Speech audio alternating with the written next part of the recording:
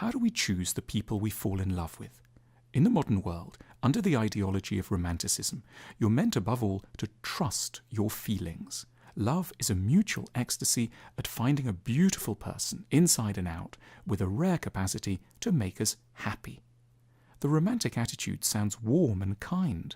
Its originators certainly imagined that it would bring to an end the sort of unhappy relationships that resulted from the old ways of finding a partner, the arranged marriage. The only problem is that this call for us to trust our instincts has very often proved to be a disaster of its own.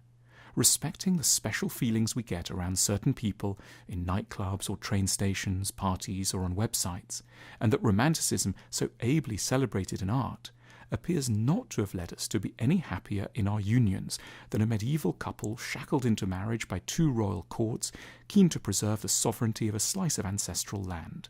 Instinct has been little better than calculation in underwriting the quality of our love stories.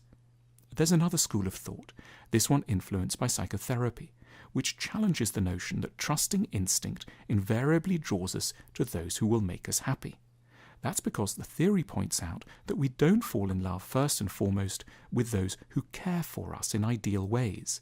We fall in love with those who care for us in familiar ways, and there might be a big difference.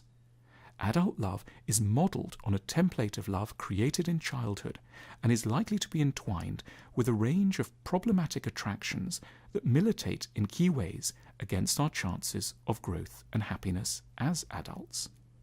We may believe we're seeking happiness in love, but what we're really after is familiarity. We're looking to recreate within our adult relationships the very feelings we knew so well in childhood, and which were rarely limited to just tenderness and care. The love many of us will have tasted early on was confused with other, perhaps more destructive dynamics. Feelings of wanting to help an adult who was out of control, or of being deprived of a parent's warmth, or scared of his or her anger, or of not feeling secure enough to communicate our trickier wishes. How logical, then, that we should, as adults, find ourselves rejecting certain candidates, not because they're wrong for us, but because they're a little too right, in the sense of seeming somehow excessively balanced, mature, understanding, and reliable, given that in our hearts such rightness feels foreign and unearned. To choose our partners wisely, we need to tease out how certain compulsions to suffering may be playing themselves out in our feelings of attraction.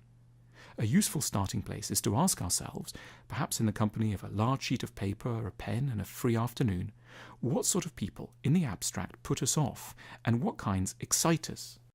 To try to trace back qualities to the people who first loved us in childhood, and to ask ourselves how much our impulses really are aligned with things that might make us happy. We could stand to discover, for example, that slightly distant and sadistic people do always seem more interesting to us than the so-called nice ones. That should make us stop and think. Our honestly described reactions are legacies. They are revealing underlying assumptions we've acquired about what love for us can feel like.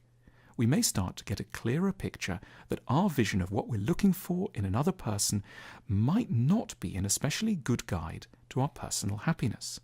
Examining our emotional histories, we learn that we can't just be attracted to anyone. We're limited in the types we have because of certain things that happened to us in our past. Even if we can't always radically shift these patterns, it's useful to know that we're carrying a ball and chain.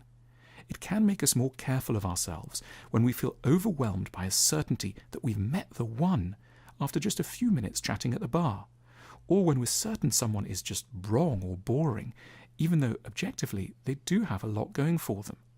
Ultimately, we stand to be liberated to love different people to our initial types when we find that the qualities we like and the ones we very much fear can be found in different constellations from those we encountered in the people who first taught us about affection long ago in a childhood we should strive to understand and in many ways free ourselves from.